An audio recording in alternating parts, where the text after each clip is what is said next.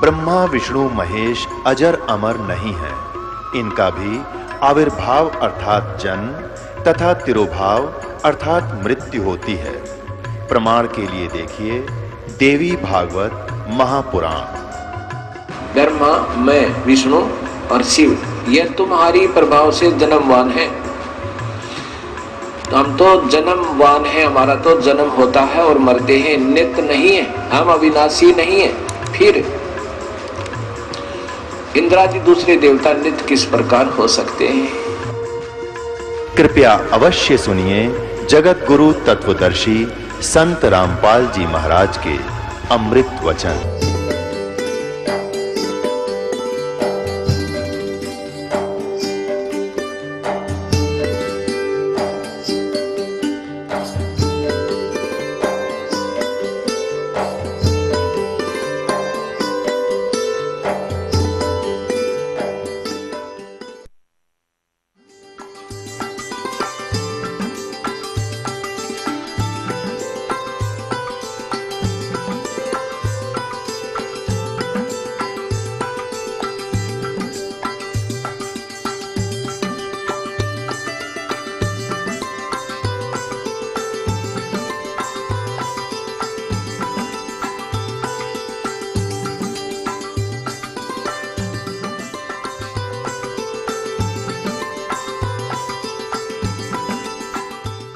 तैमूरलंग ने सुबह सुबह बकत से राजा का किला घेर लिया जाके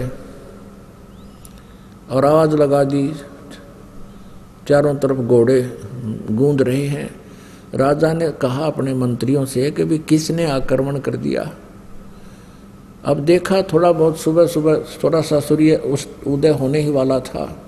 मंत्रियों ने कहा जी ना जाने कितनी सेना है, चारों तरफ से हमें घेर लिया है और सेना का कोई अंत नहीं है, कई हजार नजर आ रहे हैं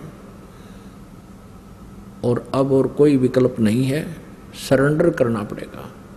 उसने आवाज लगा दी कि या तो हथियार डाल दे, सरेंडर कर दे, नहीं तेरे को खत्म कर देंगे। राजा ने कहा भाई ठीक, देखा खड़ा होकर सचमुच जहां तक देखो सेना सेना दिखा। परमात्मा ने 1000 को 20,000 दिखाई दिए। उस राजा ने तुरंत सरेंडर कर दिया। अब वो पकड़ दिया राजा, उसकी सारी सेना को काबू कर लिया। लेकिन उस समय उसमें दया थी शेष, परमात्मा का आदेश था, उसका याद थी। उस राजा को उसने मारा नहीं और कहा तू जा चला जा कि तो और अपना करके रोटी खा ले। वो छोड़ दिया, मारा नहीं, लेकिन उसके शासन राज्य पर कब्जा कर लिया। इसी प्रकार फिर दूसरे राजा को कह दिया, संदेशा भिजवा दिया कि या तो सरेंडर कर ले और न युद्ध के लिए तैयार हो जा। उनको पता लग गया भाई जब ईसा पहले वाला जो राजा था वो बहुत शक्तिशाली था उन औरों की दृष्टि में। जब उसी ने सरेंडर कर लिया तो सभी ने कहा कि हम युद्ध नहीं करते, आप हमारा राज्य प्राप्त कर लो। तो उसने उसका भी राज्य प्राप्त कर लिया। करने का भाव ये है, तैमूरलंग दिल्ली पहुंच गया। तैमूरलंग वहां से सेना लेकर के दिल्ली तक आ गया। दिल्ली के राजा को भगाकर उसको पराजित करके वहां अपना एक नौकर, जैसे वायसराय छोड़ देते थे पहले, ऐसे एक जो है सबॉर्डिनेट बैठा दिया वहां पर। उसको राज्य दे दिया वहां का कि तू 1 साल में मुझे इतना इतना इसका टैक्स देगा। और वो अंतर्गत रहा, अधीन था उसी के तैमूरलंग। पुण्यात्माओं, तैमूरलंग से लेकर औरंगजेब तक 7 पीढ़ी यानी 7 पीढ़ी ने राज्य किया। औरंगजेब के बाद दिल्ली का जो राज्य था वो छोटे छोटे टुकड़ों में बट गया था। परमात्मा ने एक रोटी खा के तैमूरलंग को 7 पीढ़ी का राज दे दिया। अब यूं तैमूरलंग बकवादा में पड़ गया, भगवान भूल गया, घनी माया होगी थी। फिर परमात्मा मिले इसको, एक दिन शिकार में गया हुआ था ये, और इसको एक चमत्कार किया इसके साथ और इससे पूछा कि तू 2 कौड़ी का आदमी, राज भूल गया भगवान को। उसके बाद तैमूरलंग परमात्मा से क्षमा याचना की, नए सिरे से उपदेश लिया, फिर अपनी भक्ति अधिकारी बना। और अब कहते हैं जब देखो परमेश्वर कबीर देव जी ने एक रोटी तैमर लंकुंदी नी ताते 7 बादशाही ली नी, एक रोटी खाकर 7 पीढ़ी का राज दे दिया। और श्री कृष्ण जी ने एक मुट्ठी चावल खा कर केवल एक मकान बनाया था सुदामा जी का। अपुणात्माओं, गीता जी अध्याय नंबर 2 के श्लोक नंबर 46 में कहा कि अर्जुन, जिस समय तुझे पूर्ण परमात्मा समर्थ भगवान की जानकारी हो जाएगी, उससे परिचित हो जाएगा, उस समय तेरी आस्था इस प्रकार रह जाएगी जैसे बहुत बड़े जलाशय की प्राप्ति के उपरांत छोटे जलाशय में जैसी श्रद्धा प्राणी की रह जाती है। जैसे एक छोटा सा जलाशय तालाब होता है, एक छोटा सा जोहड़ होता है जिसमें वर्षा हो जाती है तो वो भर जाता है, और उस पर पहले सभी व्यक्ति, सभी मनुष्य, पशु पक्षी इन जलाशयों पर आश्रित रहते थे, उसी से अपना गुजारा करते थे, उसी से पीते थे, उसी से ले जाकर नहाते स्नान करते थे, उसी से अपना कोई पेड़ पौधे की सिंचाई करके उनको फलों के योग बनाते थे। और कहते हैं उन व्यक्तियों को जो उस छोटे तालाब पर जलाशय पर आश्रित हैं, यदि उसमें 1 वर्ष वर्षा ना हो तो वो सूख जाए और उसके आश्रित भी पीड़ित हों, उसके आश्रित भी मृत्यु को प्राप्त हो जाएं, प्यास से मर जाएं। और उन व्यक्तियों को कोई बहुत बड़ा जलाशय यानी बहुत बड़ी झील जिसमें 10 वर्ष वर्षा ना हो तो भी जल समाप्त ना हो, और उनको वो झील मिल जाए, उसका पता लग जाए जलाशय का, फिर उन व्यक्तियों की श्रद्धा जैसी उन छोटे तालाबों में रह जाएगी। अब अंडरस्टूड है पुण्यात्मा, जिस व्यक्ति ने वो जलाशय मिल गया उस समय में, तो तुरंत वहां से अपना ठाक गुदड़ और वहां पहुंच जाएंगे झील के किनारे पर। कोई ना रस जोड़ के ऊपर 1 वर्ष वर्षा ना हो तो भी सूख कर आश्रित भी मरे। कहने का भाव ये है कि उन तालाबों का जल बुरा नहीं था, वो छोटे जलाशय बुरे नहीं थे, लेकिन पर्याप्त नहीं थे। इसी प्रकार ये ब्रह्मा विष्णु महेश, रजगुण ब्रह्मा, सतगुण विष्णु, तमगुण शिव जी और इनके पिता ये ब्रह्म, इनको हम बुरा नहीं कह सकते कि इनमें कोई शक्ति नहीं, लेकिन इनकी क्षमता से हम परिचित हो गए, इनके सामर्थ्य से हम परिचित हो गए कि ये हमें कितना सुख दे सकते हैं। ये हमारे कर्म में परिवर्तन नहीं कर सकते, हमारे भाग्य में जो भी दुख है तो दुख ही देंगे। ये अपनी तरफ से कोई परिवर्तन नहीं कर सकते, इनकी इतनी सामर्थ्य नहीं है, ये प्रारब्ध में परिवर्तन नहीं कर सकते। और समर्थ परमात्मा, पूर्ण परमात्मा कबीर देव जी कहते मासा घटे न तेल बधे, विद ना लिखे जो लेख, सच्चा सतगुरु मेट कर ऊपर मारे मेखो। समर्थ का शरणाग हो रंग होरी हो, कभू न हो ए काज राम रंग होरी हो। बोलो सतगुरुदेव।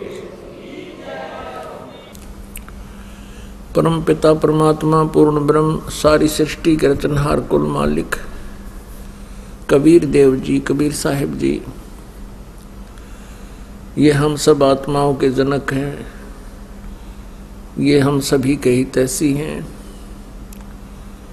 हम सभी आत्माएं पहले परमात्मा के पास सतलोक में रहा करते थे। हम अपनी गलती के कारण यहाँ इस काल के लोक में आ गए। यहाँ आने के बाद हम इसी व्यवस्था में रंगे गए हैं। हमारी बुद्धि यहीं तक सीमित हो गई है। जन्म और मृत्यु तो होता ही है, संतान और उत्पत्ति हमारा परम कर्तव्य है, इनका पालन पोषण करना। और फिर हमारी बेशक मृत्यु हो जावे, कोई दिक्कत नहीं। परमेश्वर कबीर जी पूर्ण ब्रह्म सारी सृष्टि के रचनहार, ये हमें आकर के ज्ञान कराते हैं कि तुम गलत स्थान पर रह रहे हो। कहते हैं आगे गए न बावड़े, रहते भी सब जा, और बिन साहिब की बंदगी कहीं ठोर ठिकाना ना। कि पहले जो मृत्यु को प्राप्त हो चुके वो चले गए, और बाकी जो शेष है उनको भी एक दिन चला जाना है। बिन साहिब की बंदगी, साहिब माने परमेश्वर, सत्य पुरुष, पूर्ण ब्रह्म, कंप्लीट गॉड, पूर्ण परमात्मा की भक्ति बिना कहीं ठोर ठिकाना ना, यानी कहीं पर भी आप जी स्थिर नहीं हो, स्थायी नहीं रह सकते। आज आप अपने परिवार में कितनी अच्छी तरह सेट हो, प्रत्येक प्राणी बहुत अच्छी तरह अपने घर में, परिवार में और समाज के अंदर बहुत खुशी के साथ रह रहा है, और ये पता होते हुए कि हम कभी भी मृत्यु को प्राप्त हो सकते हैं, फिर भी नो प्रॉब्लम, नो टेंशन। यह कोई बात हुई? ये एक विशेष विचारणीय विषय है ये जो हम भूल रहे हैं। यहां हम स्थिर हुए बैठे हैं, हम ये मानकर बैठे हैं कि 80-90 वर्ष तो हम सेट हैं। बताइए क्या थ्योरी हुई हमारी, या क्या सोच हुई? 80-90 वर्ष तो हम सेट हैं, फिर कहाँ हो गए, फिर कहाँ जाएंगे? तो परमात्मा कहते हैं चलने से पहले सोच रे भाई तुम कहाँ करोगे विश्राम। कोई भी प्राणी घर छोड़ने से पहले किसी दूर देश में जाता है तो पहले ही वो आइडिया लगा लेता है कि किसी धर्मशाला में रुकूंगा, या कोई रिश्तेदार या मित्र प्यारे का कोई एड्रेस, उसका पता नोट करता है, वहाँ रात काटूंगा। परमात्मा कहते तुम संसार छोड़कर जाते हो, कभी चिंता ही नहीं करते कि आगे हमारा कहाँ विश्राम होगा। इससे बड़ी नालायकी और क्या होगी, इससे बड़ी भूल आपकी क्या होगी। तो पुण्यात्माओं, सत्संग में ये ज्ञान होता है, आत्मज्ञान होता है और परमात्म ज्ञान होता है। अभी तक हमें केवल अज्ञान सुनाया गया था ऋषि महर्षि मंडलेश्वरों के द्वारा। ये अध्यात्म ज्ञान से परिचित नहीं थे, ये तत्व ज्ञानहीन अर्थात ज्ञान नेत्रहीन अंधे थे। ये केवल कहते थे आत्म चिंतन करो, आत्म ज्ञान हो जाता है तो जीव का कल्याण हो जाता है। आत्म चिंतन का अर्थ है, आत्म ज्ञान का अर्थ है अपने विषय में जानकारी, तू कौन है, कहां से आया था और इस जन्म मृत्यु के चक्कर में तू कैसे फंसा हुआ है। ये तो है आत्मज्ञान। और परमात्म ज्ञान भी, कौन है परमात्मा, कैसा है भगवान, कहाँ रहता है, उसकी क्या पहचान है, उसका प्रमाण कहाँ है जो हम भगवान बताने जा रहे हैं कि ये है परमात्मा, ये है कंप्लीट गॉड, पूर्ण परमात्मा। तो वो कहाँ प्रमाणित है, और फिर उसका पता जब लग जाता है तो वो परमात्म ज्ञान है। तो आज सत्संग सुबह चल रहा था, आपने सत्संग में सुना कि परमात्मा को पहचानने के लिए उसके कुछ लक्षण होते हैं। आपको बताया गया कि श्री कृष्ण जी अर्थात विष्णु जी श्री राम और श्री कृष्ण रूप में अवतरित हुए थे, जन्म लिया था,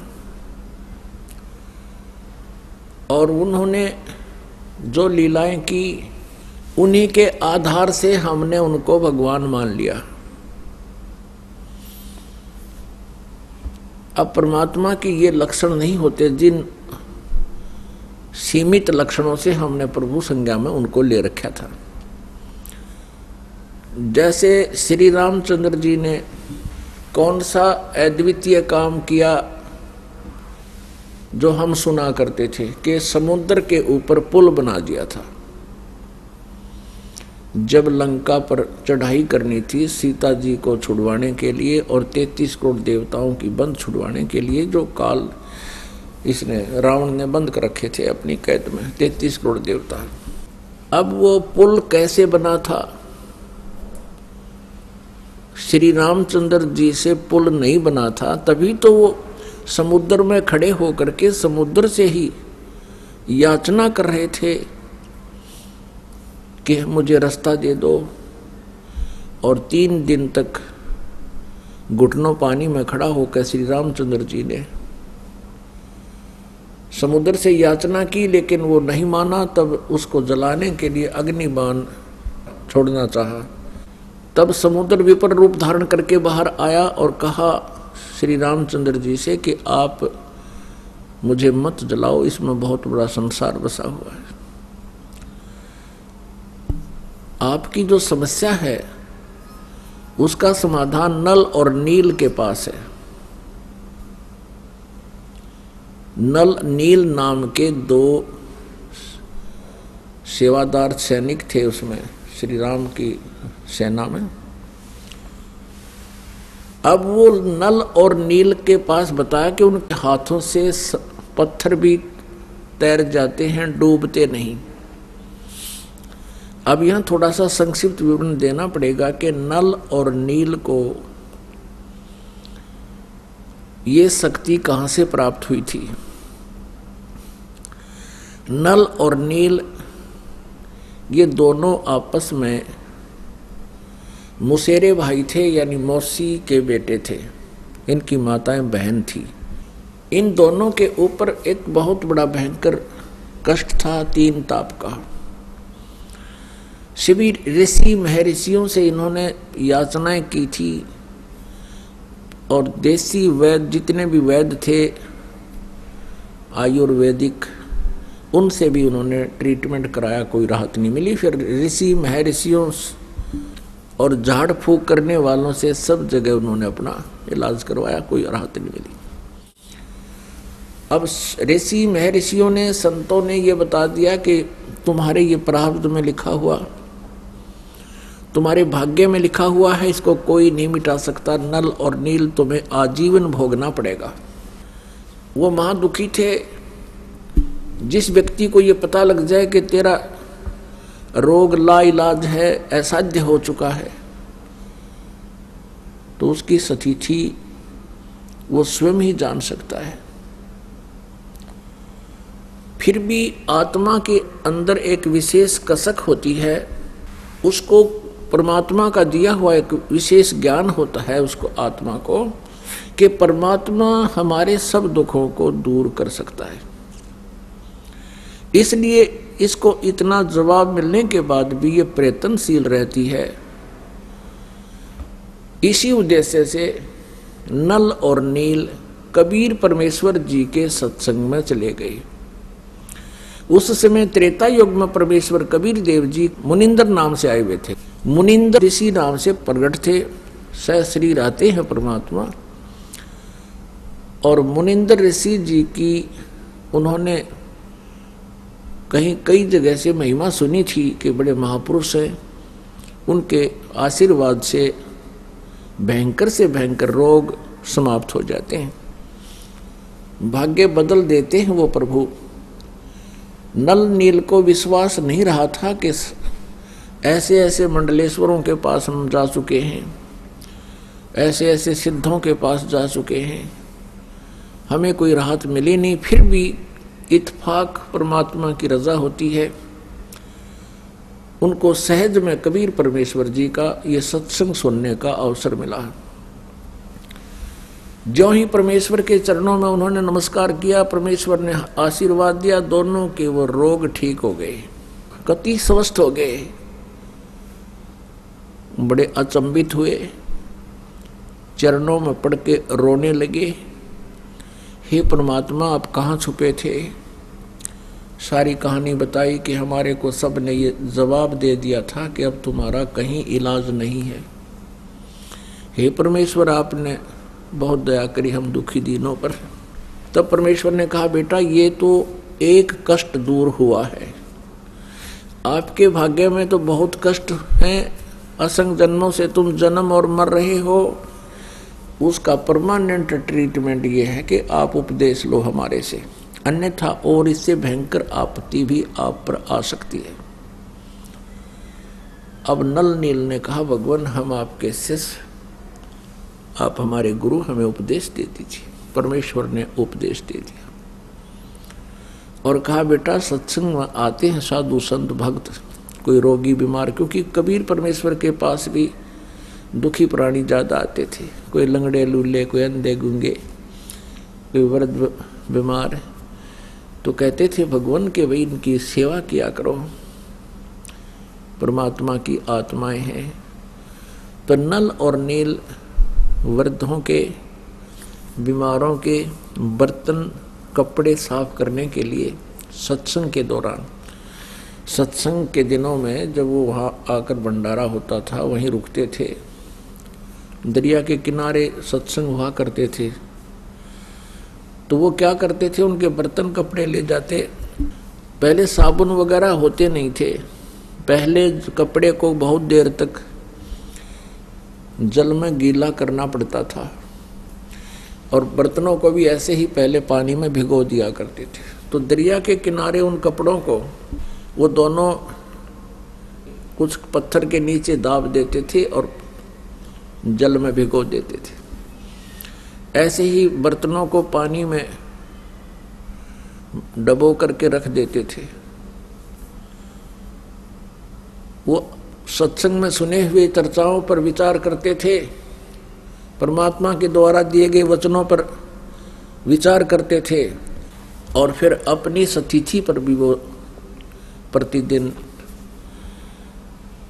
जो है चिंतन करते थे, हमारी क्या बुरा हाल था, हमारा कोई जीवन नहीं था। नल नील आपस में बतलाते थे, परमात्मा आए हैं, जनता पता नहीं कब समझेगी, कहते हैं कोई मानता नहीं है। इस तरह की चर्चा वो किया करते थे। इतने में क्या होता कि कुछ तो कपड़े बह जाते पानी में जो वहाँ भिगो रखे थे, कोई बर्तन बह जाता था, उनको पता नहीं चलता। वो जितने भी शेष बचे होते उनको धो मांझ कर लाकर रख देते। किसी का कपड़ा नहीं, किसी का गिलास नहीं, किसी की थाली नहीं, क्योंकि सब अपने अपने बर्तन साथ लेकर जाते थे। तो वो कहने लगे भाई हमारे बर्तन इतने लेकर गए थे, तुम वापस कम लाए हो, अब हम गरीब, हम कहाँ जाएं। कोई कहता हमारे वस्त्र ऐसे थे, आप वापस पूरे नहीं लाए हो। अब वो ये कहते कि हम तो जितने ले गए थे उतने ही लाए हैं। नल नील ये कहते थे कि जितने हम लेकर गए थे हम तो सभी ले आए, वहां कोई नहीं रहा है। जो जल में बह जाते थे उनका ज्ञान नहीं होता था। तो भक्तजन कहने लगे भैया आप हमारी सेवा मत करो, हम तो परेशान हो गए, अब हफ्ता 5-4 दिन रुकने हैं, अब कहाँ से कपड़े लाएं, कहाँ से बर्तन लाएं हम। लेकिन वो हाथ जोड़कर कहते थे कि अब के हम बहुत सावधान होंगे, आप गुरुदेव को ना बताना, नहीं तो हमारी सेवा छीन ली जाएगी। और उनको ये डर था कि कहीं परमात्मा हमसे रुष्ट हो जाए और सेवा छीन ले तो हम कहीं फिर से उसी प्रकार कष्ट ना आ जाए हमारे पर, उसी तरह दुखी ना हो जाए। तो उन्होंने कुछ दिन फिर नहीं उनको बताया, तो फिर भी वो दुखी होकर आखिर में परमात्मा से उन्होंने अर्ज करनी ही पड़ी। परमेश्वर मुनिंदर जी के सामने कहा कि गुरुवर, ये नल नील की इरादा तो है अच्छा कि ये सेवा करें, लेकिन भगवान ये हमारे वस्त्र ले जाते हैं। वहाँ देखने वालों ने बताया कि ये वहाँ बैठ कर के परमात्मा की चर्चा करने लग जाते हैं, कपड़े और बर्तन दरिया में बह जाते हैं। हमारी इतनी अर्ज है, इनसे प्रार्थना, इनसे आदेश दे दो ये हमारे वस्त्र और कपड़े ना ले जाओ, हम अपने आप कर लेंगे जैसा हमसे बनेगा। इनका इरादा गलत नहीं प्रभु, ये ध्यान मस्त हो जाते हैं, आपके वचनों को सुन सुनकर गदगद होते हैं, कभी रोते हैं कभी हंसते हैं। जब नल और नील को ये पता चला कि आज तुम्हारी शिकायत हो गई है और गुरुदेव कहीं तुम्हारी सेवा ना छीन ले और नाराज ना हो जाए, हाथ जोड़कर खड़े हो गए, कहने लगे प्रभु अवश्य हमसे भूल बनी होगी, लेकिन हमारा इरादा ठीक है प्रभु, हम चाहते हैं सेवा करें। और परमात्मा के चरणों में गिरकर रोने लगे कि हमारी सेवा ना छीनना परमेश्वर, हम बहुत ध्यान देंगे। वो शिकायत करता कहते भगवान ये प्रत्येक बार ऐसा ही बोलते हैं, और ये वहाँ जाकर के भूल जाते हैं भगवान की चर्चा में, ये ज़्यादा ही मस्त हो जाते हैं, इनके बस की बात नहीं। तब परमात्मा ने देखा और कहा कि बेटा तुम्हारी सेवा नहीं छीनते, खूब सेवा करो। आशीर्वाद दे दिया कि आज आपके हाथ से जल के अंदर कोई भी वस्तु नहीं डूबेगी, पत्थर भी क्यों ना हो। उस आशीर्वाद से, उसके बाद परमात्मा के आशीर्वाद से नल और नील के हाथों से छोड़ा गया पत्थर भी जल पर एज इट इज रुक जाता था, चाहे उसके ऊपर कोई खड़ा हो जाए। और तो कहना ही क्या, कपड़े थाली वो एज इट इज वहीं रहते थे जब तक वो स्वयं उठा नहीं लेते। तो उनकी समस्या हल हुई। इस चीज का पता था इस समुद्र देव को। उसने आकर रामचंद्र जी से कहा कि आपकी सेना में नल और नील नाम के 2 संत हैं, भक्त हैं, और उनके हाथों में ऐसी शक्ति है कि उनके द्वारा छोड़ा गया पत्थर मेरे ऊपर एज इट इज रुक जाएगा। अब नल और नील को बुलाया गया। अपने आत्माओं, ये जीव मार खाता है भक्ति के इस मार्ग में। काम, क्रोध, मोह, लोभ, अहंकार ये विष का काम करते हैं। उसमें नल और नील की जो महिमा होनी थी, उसको देखकर नल और नील बड़े प्रसन्न हो गए, फूले नहीं समाये कि हमारे को भगवान श्री रामचंद्र जी ने पुकारा है।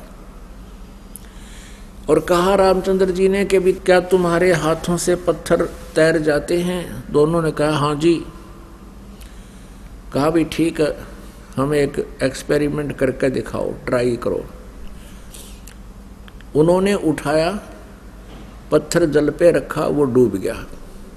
नल ने रखा वो भी डूब गया, नील ने रखा वो भी डूब गया।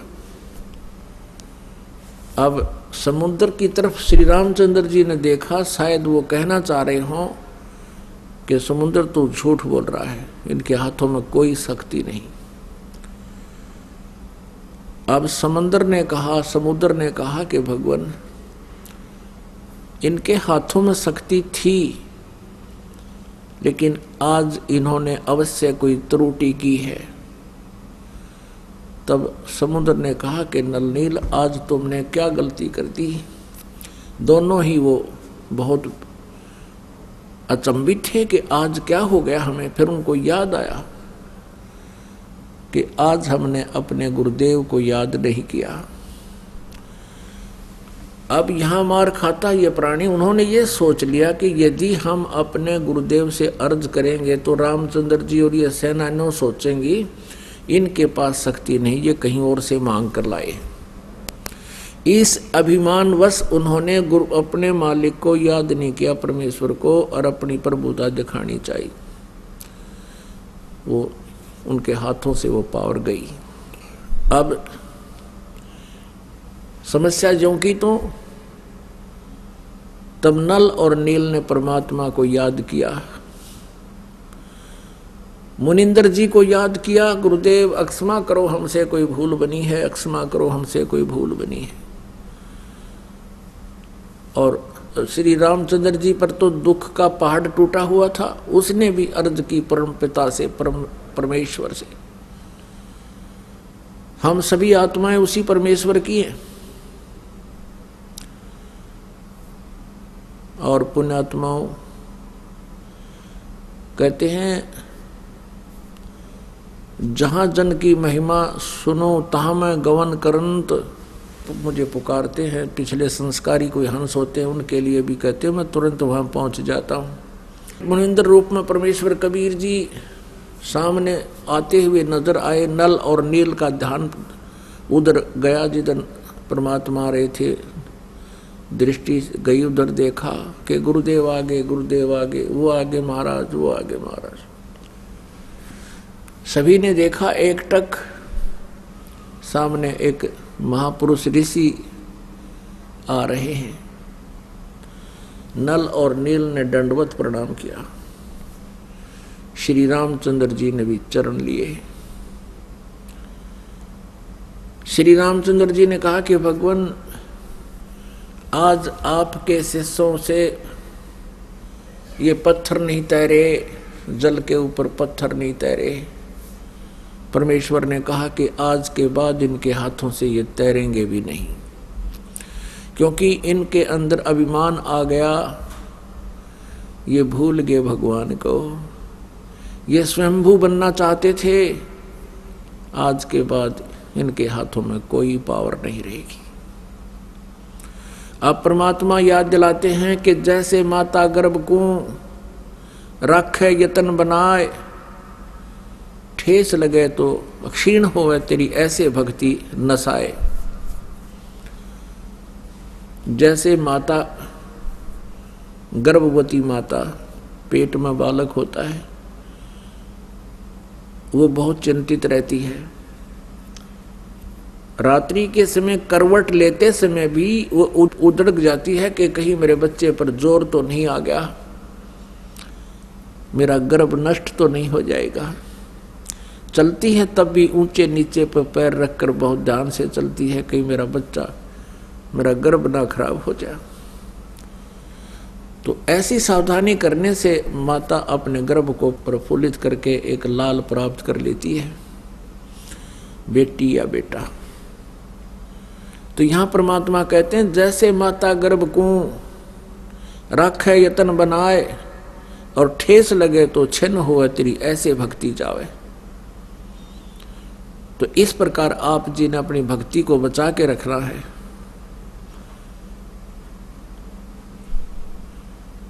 काम, क्रोध, मोह, लोभ, अहंकार ये इसके शत्रु हैं। परमात्मा की मर्यादा से हट जाना तो भी हम भक्ति नष्ट कर देते हैं।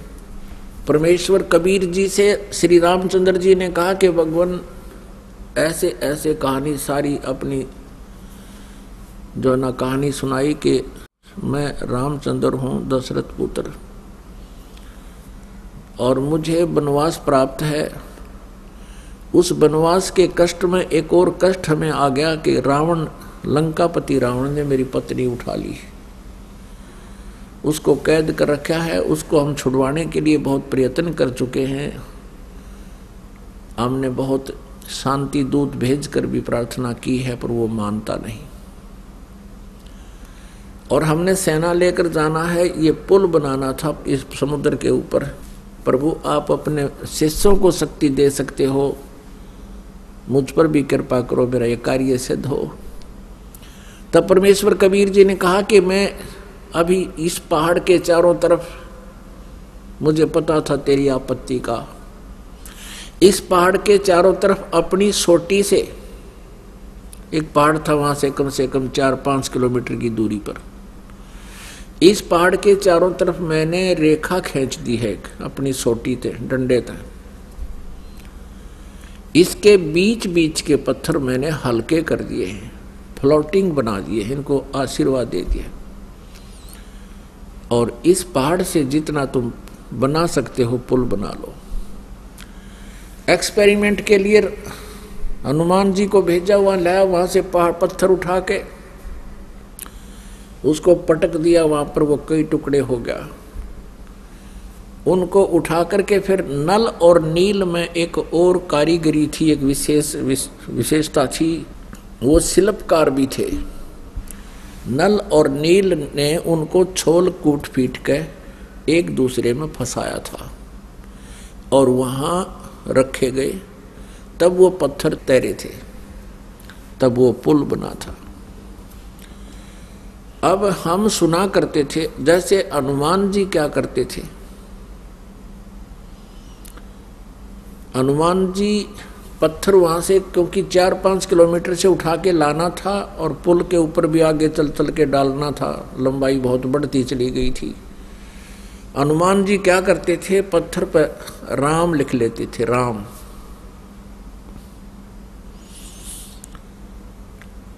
और स्वयं भी अपना मंत्र जाप करते हुए चल पड़ते थे। अब पुण्यात्मा हनुमान जी श्री रामचंद्र जी को एज ए राम नहीं पूजा करते थे, क्योंकि जिस समय सुग्रीव को हनुमान जी मिले थे उस समय वो पहले ही राम राम जप रहा था। तो वो उनका एक नित्य नियम था। कबीर साहब कहते हैं आप राम कहे ओरा राम कवावे, और जिस मुख राम ना उचरे ता मुख फेर कवावे। जैसे हम बोलते हैं सत साहिब, तो सामने वाला भी कहेगा सत साहिब। सत साहिब का अर्थ होता है अविनाशी परमात्मा। राम कहो साहिब कहो। अब पहले राम राम बोलते थे तो सामने वाला भी राम राम बोलता था। जैसे कोई कहता था चाचा राम राम, तो वो 2 3 4 बार बोल जाता राम राम राम राम राम राम भाई राम राम। तो ऐसे इस उद्देश्य से हनुमान जी लिख लेते थे राम, और जो भी वो मंत्र जाप करते थे सामने वाला भी कोई पढ़ता वो भी समझ जाता कि राम शब्द लिखा है, राम का अर्थ है राम राम। यानी अपने मंत्र को जाप करते रहो, भगवान को याद रखो, वो लिखने का उद्देश्य ये था। और कोई यूं कहे कि हनुमान ने श्री राम नाम लिख दिया इसलिए पत्थर तिर गए। हनुमान जी वहीं थे, श्री राम वहीं थे। अब पहले हम क्या सुना करते थे कि श्री रामचंद्र जी ने पुल बना दिया समुद्र पर। कभी हम सुनते थे कि नल नील ने पुल बना दिया। नल नील को एक ऐसी शक्ति थी, उनके हाथों से पत्थर तैर जाया करते। फिर हनुमान जी ने राम नाम लिख दिया इसलिए पत्थर तैर गए। कोई सिर पैर नहीं था इन बातों का, ये लोक वेद था। यदि नल नील के हाथों में पावर थी और उससे तैर गए थे तो हनुमान जी ने राम नाम लिखने की क्या जरूरत पड़ेगी। फिर श्री रामचंद्र जी का क्या सहयोग रहा उसमें, पुल के बनाने में कौन सा आशीर्वाद रह गया उनका, जब वो तो आप याचना कर रहे थे समुद्र से। तो पुण्यात्माओं कहते हैं जगत का पेखना पेख्या धनी का नाम ना लेखा। जगत का पेखना पेख्या धनी का नाम न लेखो। कि धनी माने उस समर्थ भगवान का तो किधर जिक्र भी नहीं। जगत का पेखना पेख्या के उसने न्यू कर दिया। हनुमान ने राम नाम लिख दिया, पत्थर तिर गए। नल नील के हाथ में शक्ति थी, पत्थर तिर गए। रामचंद्र जी ने पत्थर तिरा दिए। कहते हैं जगत का पेखना पेखा, एक दूसरे को तुम कह रहे उसने ऐसे कर दिया, जिसने ये किया उसका जिक्र भी नहीं। धनी का कि नाम ना लेखा। अब परमात्मा कबीर जी बताते थे, समझाया करते, काटे बंधन विपत में कठिन कियो संग्राम, चिन्नो रे नर प्राणिया ये गरुड़ बड़ो के राम। हम क्या सुना करते थे, कहते हैं नागफास एक जो है यंत्र छोड़ दिया, नागफास। क्योंकि सिद्धि से लड़ाइयाँ हुआ करती थी पहले, सिद्धि से तीर चलते थे। वो नागफास एक ऐसा यंत्र था, उसमें से कहते हैं और कई हजार लाखों करोड़ों नाग उत्पन्न हो गए, सांप। और उन सर्पों ने रामचंद्र जी, लक्ष्मण, हनुमान, अंगद समेत पूरी सेना को जकड़ दिया, जैसे ईंख बांध दिया कर। नो हाथ और चारों तरफ सांप लिपट गए, उनका कत्ती नीचे लेकर ऊपर तक ऐसे फड़ कर गया। हाथ नो के नो रह गए सबके, यानी पूरी सी बांध के खड़ी कर दी। अब कहते हैं उस समय गरुड़ को याद किया श्री रामचंद्र जी ने, गरुड़ पक्षी को, और गरुड़ पक्षी ने आकर फिर वह सांप काटे, वह सर्प काट दिए सारे। तब भगवान श्री राम बंधन मुक्त हुए। अब परमात्मा कबीर जी कहते हैं, अरे तुम्हारे हृदय माथे की कहाँ गई, विवेकहीन हो गए तुम। काटे बंधन विपत में, कठिन कियो संग्राम और चिन्हो रे नर प्राणिया, ये गरुड़ बड़ो के राम। अब तुम्हारे राम को भी जिसने बंधन मुक्त किया, जिसकी बंद छुड़वाई, तो गरुड़ बड़ा हुआ कि तुम्हारा यू राम बड़ा हुआ। कहते समुद्र पाट लंका गयो, सीता को भरतार, अगस्त ऋषि ने ये सातों पी लिए, इनमें कौन करतार। तुम एक बात से ये मानते हो कि भगवान श्री रामचंद्र जी ने समुद्र पर पुल बना दिया अपनी शक्ति से, तुम्हारी बात बड़ी कर लेते हैं। यदि आप इसी आधार से इनको समृद्ध शक्ति मानते हो कि समुद्र के ऊपर से पुल बना लिया, और इस समुद्र को, सातों समुद्रों को अगस्त ऋषि ने पी लिया था एक घूंट में, और जो श्री रामचंद्र जी के लिए पहाड़ हो रहा था उसको समुद्र पुल बनाने मुश्किल हो रही थी उसको, तो इनमें कौन करतार। अगस्त ऋषि शक्तिशाली हुआ, श्री रामचंद्र हुआ जिसने सातों समुद्र पी लिए अगस्त ऋषि ने। फिर तुम श्री कृष्ण जी को भगवान मानते हो, उनमें से एक ये भी आधार पॉइंट बनाते हो कि भगवान श्री कृष्ण जी ने गिरिराज पर्वत को उठा लिया था, गोवर्धन पर्वत को उठा लिया था। अब परमात्मा कहते हैं गोवर्धन श्री कृष्ण धार्यो, द्रोणोगिरी हनुमंत, शेष नाग सब सृष्टि उठारा, इनमें कौन भगवंत। हनुमान जी ने तो द्रोणागिरी पर्वत पहाड़ उठाया, श्री कृष्ण जी ने गोवर्धन उठा लिया।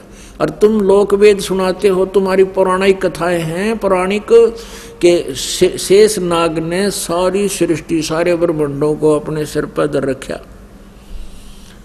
वो अपने फन पर रखे हुए हैं। फिर तुम उस शेष नाग बड़ा हुआ, तुम्हारा श्री कृष्ण बड़ा हुआ, जिस पृथ्वी के ऊपर एक छोटे से टुकड़े को श्री कृष्ण ने उठाया और इस पृथ्वी समेत उठा रहा शेष नाग, तो कौन भगवान हुआ। अपने आत्माओं, तत्व ज्ञान के अभाव से हम अभी तक उआ बाई का ज्ञान सुना करते थे। इन ऋषि महर्षियों को, मंडलेश्वरों को और इन ब्रह्मा विष्णु महेश को अध्यात्म ज्ञान का बिल्कुल भी पता नहीं। पुण्यात्माओं, ये शब्द आज से 600 वर्ष पहले परमात्मा कबीर जी ने कहा था कि माला घाल हुए हैं मुक्ता, ये सटदल उआ बाई बकदा। इनको कोई ज्ञान नहीं है, ये उआ बाई बक रहे हैं, इनको वेद ज्ञान नहीं है। अब यहां थोड़ा सा प्रमाण देंगे आपको कि ब्रह्मा विष्णु महेश जी को भी ज्ञान नहीं, क्योंकि श्री ब्रह्मा जी को इस ब्रह्मांड के अंदर सबसे अधिक ज्ञाता माना जाता है वेदों का, और ब्रह्मा जी से ही ज्ञान सुना श्री विष्णु जी ने, और ब्रह्मा जी से ही ज्ञान सुना श्री शिव जी ने। अब अपने पुराणों में, अपने ही सदग्रंथों में प्रमाण आपको दिखाएंगे कि न तो श्री विष्णु जी को आत्मिक वेदों का ज्ञान नहीं था, न ब्रह्मा जी को, और न ही सतयुग के ब्राह्मणों को। जब सतयुग के ब्राह्मणों को नहीं पता, ऋषियों को, ऋषि को होते ब्राह्मण को, तो फिर और अन्य युग वालों का तो जिक्र छोड़ दो। अब आपको दिखाते हैं श्री देवी भागवत। गीता प्रेस गोरखपुर से प्रकाशित है। इसके कौन है संपादक? संपादक है हनुमान प्रसाद पोदार, चिमनलाल गोस्वामी। प्रकाशक एवं मुद्रक हैं गीता प्रेस गोरखपुर, गोविंद भवन कार्यालय कोलकाता का संस्थान है। ये इनके फैक्स और फोन नंबर है। ये देखिएगा इस पवित्र पुराण के पहले स्कंद में श्रीमद् देवी भागवत पृष्ठ नंबर 28 पर नारद जी और व्यास जी की गोष्ठी हो रही है। Vyas ji is the writer of 18 Purana and ये चारों वेदों का, गीता जी का और इन 18 पुराणों का, श्री सुधा सागर का ये व्यास जी राइटर है, लेखक है। और ये नारद जी से वार्ता कर रहा है। नारद जी ने कहा, महाभाग व्यास जी, तुम इस विषय में जो पूछ रहे हो ठीक यही प्रश्न मेरे पिताजी ने भगवान श्री हरि से किया था। नारद जी के पिताजी हैं ब्रह्मा जी, देवादि देव भगवान जगत के स्वामी हैं। लक्ष्मी जी उनकी सेवा में उपस्थित रहती हैं, दिव्य कौस्तुभमणि उनकी शोभा बढ़ाती है। वे शंख चक्र गदा लिए रहते हैं, पीताम्बर धारण करते हैं, 4 भुजाएं हैं, यानी पूरी डेफिनेशन बता दी। विष्णु जी हैं, वे चराचर जगत के आश्रयदाता हैं, जगत गुरु एवं देवताओं के भी देवता हैं। ऐसे जगत प्रभु भगवान श्री हरि महान तप कर रहे थे। विष्णु जी तपस्या कर रहे थे, उनकी समाधि लगी थी। यह देखकर मेरे पिता ब्रह्मा जी को बड़ा आश्चर्य हुआ।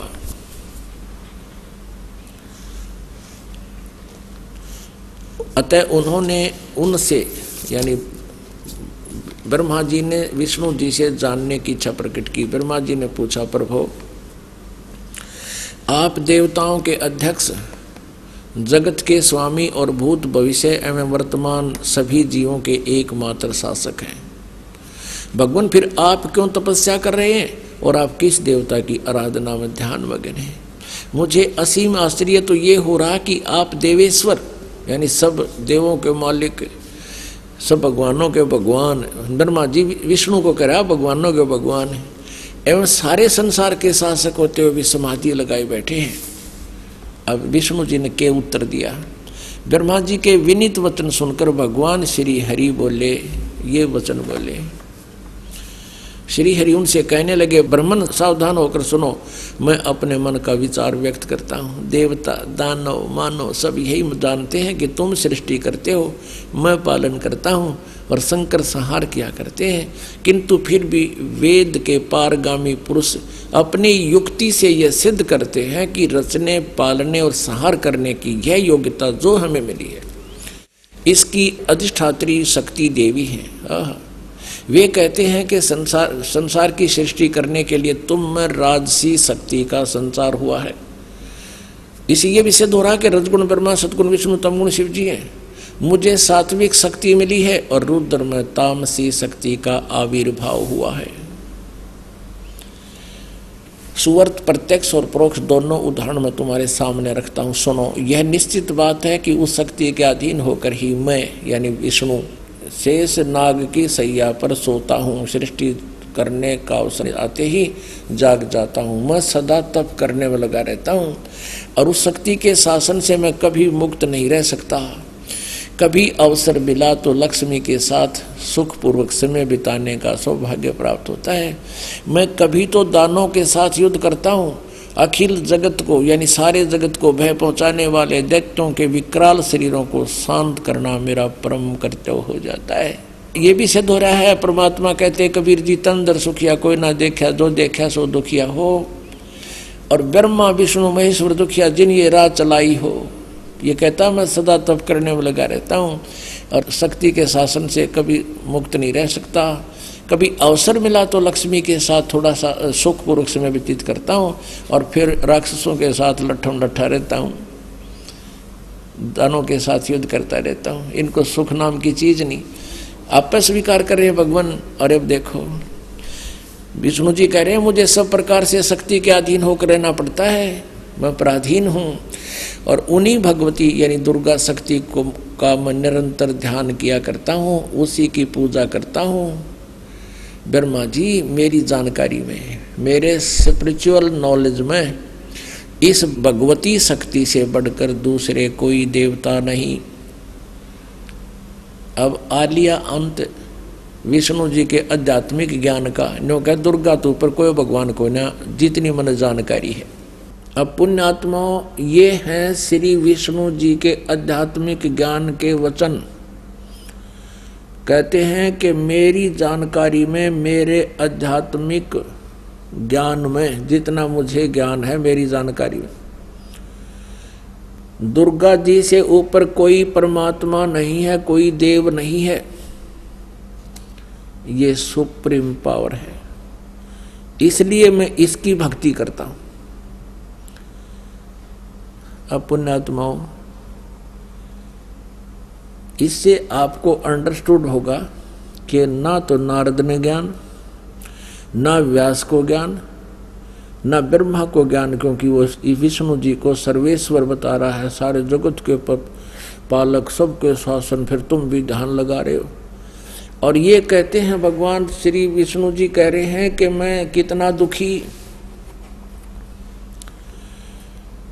पहले तो तप करता है, करता हूँ, घोर तप करता हूँ, बैटरी चार्ज करता है ये अपनी, ये काल के जाल के आधार से, और फिर राक्षसों को मारता सिद्धि शक्ति से। वो पाप इसके बैंक अकाउंट में लिखे जाते हैं और बैटरी डिस्चार्ज हो जाती है, फिर तप करके चार्ज करता है।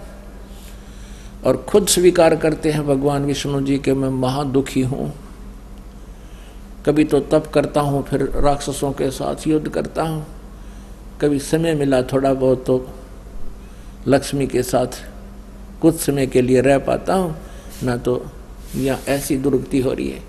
और यहाँ परमात्मा कहते हैं तंदर सुखिया कोई ना देखा, जो देखा सो दुखिया हो, उदय अस्त की बात करे मैंने सबका करा विवेका हो। कहते हैं साच कहूँ तो जग नहीं मानने, पर झूठ कही ना जाई हो, ये ब्रह्मा विष्णु शिव जी दुखिया, जिन ये राह चलाई हो। अब पहले तो हमारा नाम जच्चा थी ब्रह्मा विष्णु महेश भी कैसे दुखी, अब ये स्वयं स्वीकार कर रहे हैं भगवान श्री विष्णु जी। पहले तो घोर तप करता हूँ, तप करना कोई बालकों का खेल है, सारे पसीने छूट जाए, हरकती हाथ इकट्ठी हो जाए आदमी की, और फिर लड़ाई करे। लड़ाई तो एक गेला में तेरी नू के मन बहुत गुनों के साथ युद्ध करना पड़ता राक्षसों के साथ, तो इनको कहाँ सुख हुआ।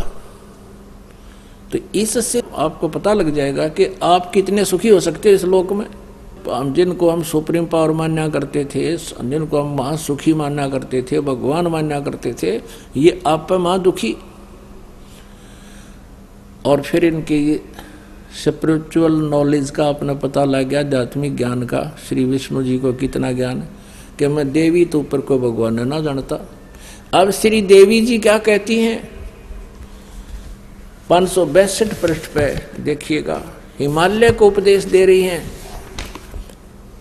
श्री देवी दुर्गा जी। कहती हैं हिमालय को, और ब्रह्म के बारे में जानकारी दे रही है। 7वां स्कंद, ये 7वां स्कंद संक्षिप्त देवी भागवत 562 पृष्ठ पे है। देवी के द्वारा हिमालय को ज्ञानोपदेश और ब्रह्म स्वरूप का वर्णन। अब श्री देवी जी कहने लगी पर्वतराज, अब पहले तो ये अपनी बताती है कि मेरी भक्ति करत इतनी कर, लेकिन इसके मोक्ष मोक्ष कुछ को न्या। अब कहती है उस ब्रह्म का क्या स्वरूप है, यह बतलाया जाता है। जो प्रकाश रूप, सबके अत्यंत समीप में स्थित, हृदय रूप गुहा में स्थित होने के कारण गुहाचर नाम से प्रसिद्ध है, और महान पद अर्थात परम प्राप्य है। वह समस्त प्रजा के ज्ञान से परे है और किसी की बुद्धि में आने वाला नहीं है, यह तुम जानो। जो प्रकाश रूप, जो सूक्ष्म से भी अत्यंत सूक्ष्म, जिसमें संपूर्ण लोक और इन लोकों में निवास करने वाले प्राणी स्थित हैं, वही यह अक्षर ब्रह्म है। अब यहाँ ब्रह्म के स्थान पर अक्षर ब्रह्म कह रही है, और वही सबके प्राण है, वही सबकी वाणी है, वही सबके मन, और वही परम सत्य और अमृत अविनाशी तत्व है। सौम्य उस वेदने योग्य लक्ष्य का तुम वेदन करो, मन लगाकर उसमें तन्मय हो जाए। सौम्य उपनिषद में कथित महान अस्त्र रूप धनुष लेकर अब यहाँ आ जाते हैं। ये धनुष तो इनका पर्वण बता दिया, जीवात्मा बाण है और ब्रह्म उसका पाणा उद्देश्य, यानी ब्रह्म की साधना करो, ओम का जाप करे, जीवात्मा करे। अब दुर्गा फाइनल करती है, कोई पूजा नहीं करनी, मेरी भी नहीं करनी, उस एकमात्र परमात्मा को ही जाने, दूसरी सब बातों को छोड़ दे। यही अमृत रूप परमात्मा के पास पहुंचाने वाला पुल है। ओहो, स्पष्ट कर दिया कि और सब छोड़ दो पूजाएं, संसार समुद्र से पार होकर अमृत स्वरूप परमात्मा को प्राप्त करने का ये सुलभ साधन है। आगे देखो,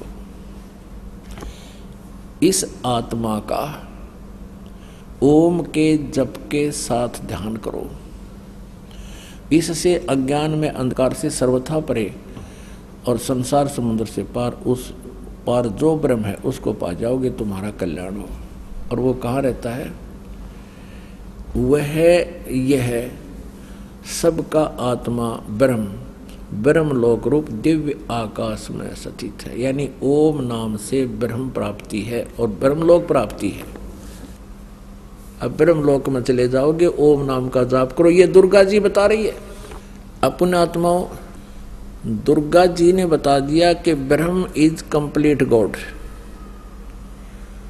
इसकी भक्ति करो, इसका ओम नाम है, ब्रह्मलोक में चले जाओगे। बस अब गीता जी अध्याय नंबर 8 के श्लोक नंबर 13 में गीता ज्ञानदाता ये ब्रह्म है, श्री कृष्ण जी में प्रवेश करके बोल रहा है ये, और वो कह रहा है कि ओम इति एकाक्षरम ब्रह्म व्यवहारन माम अनुसमरण ये प्रयाति तजंदेहम सयाति परमाम गतिम। मुझ ब्रह्म का, माम ब्रह्म, मुझ ब्रह्म का ओम एक अक्षर है, यह है बस, नथिंग एल्स। उच्चारण करके सिमरण करता हुआ ये प्रयाति तजंदेहम, जो शरीर छोड़कर जाता है, सयाति परमाम गतिम, वो इस ओम से मिलने वाली परम गति को प्राप्त होता है। वो परम गति क्या है? ब्रह्मलोक प्राप्ति है। 8वें अध्याय के 16वें श्लोक में गीता ज्ञानदाता ये ब्रह्म कहता है कि ब्रह्मलोक पर्यंत भी सभी पुनरावृत्ति के अंदर है। जो ब्रह्मलोक में गए हैं उनका भी जन्म और मृत्यु होगा ही होगा, वो पूर्ण मोक्ष प्राप्त नहीं करते। ब्रह्मलोक भी जाने के बाद वापस प्राणी आते हैं। और गीता जी अध्याय नंबर 4 के श्लोक नंबर 5 और 9 में अपने आप कहता है गीता ज्ञानदाता के अर्जुन तेरे और मेरे बहुत जन्म हो चुके हैं, तू नहीं जानता है। गीता जी अध्याय नंबर 2 के श्लोक नंबर 12 में खुद कहता गीता ज्ञानदाता कि अर्जुन तेरे और मेरे पहले भी जन्म हुए थे, तू ना ये ना समझ के हम और ये राजा लोग केवल अभी विद्यमान हैं, हम पहले भी थे, आगे भी होंगे। यानी जन्म मृत्यु आपकी हमारी सदा बनी रहेगी। गीता जी अध्याय नंबर 8 के श्लोक नंबर 1 में अर्जुन ने पूछा कि भगवान आपने 7वें अध्याय के 29वें श्लोक में जिस तत्ब्रह्म के बारे में कहा कि तत्ब्रह्म को जानकर और जो आध्यात्मिक पूरे आध्यात्मिक ज्ञान से परिचित हो जाते हैं, तत्ब्रह्म से परिचित हो जाते हैं और सब कर्मों से परिचित हो जाते हैं, वो केवल जरा और मरण से छूटने का ही प्रयत्न करते हैं। तो वो किम तत्ब्रह्म 8वें अध्याय के प्रथम मंत्र में पूछा। गीता ज्ञानदाता ने 8वें अध्याय के 3रे श्लोक में उत्तर दिया कि वो परम अक्षर ब्रह्म है। 8वें अध्याय के 5 और 7 में अपनी साधना के लिए कहा कि तू मेरी भक्ति कर, मुझे प्राप्त होगा। 8वें अध्याय के 8, 9, 10 श्लोक में कहा कि उस परम अक्षर ब्रह्म की जो साधना करता उसको प्राप्त होगा।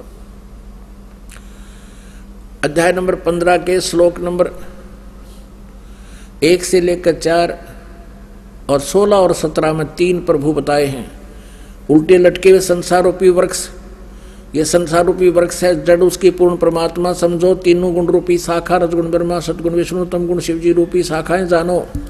और जो संत उल्टे लटके हुए संसार रूपी वृक्ष के सभी विभाग बता देगा, जड़ कौन है, तना कौन है, डार कौन है, शाखा क्या है और पत्ते कौन है, सवेदवित, वो तत्वदर्शी संत है।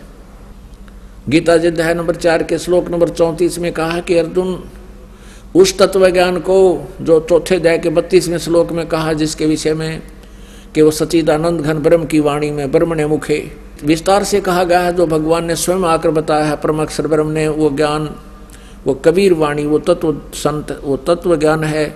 उस ज्ञान को तू तत्वदर्शी संतों के पास जाकर समझ उनको दंडवत प्रणाम करने से, कपट छोड़कर प्रसन्न करने से वो तत्वदर्शी संत तुझे उस परमात्म तत्व का ज्ञान करावेंगे।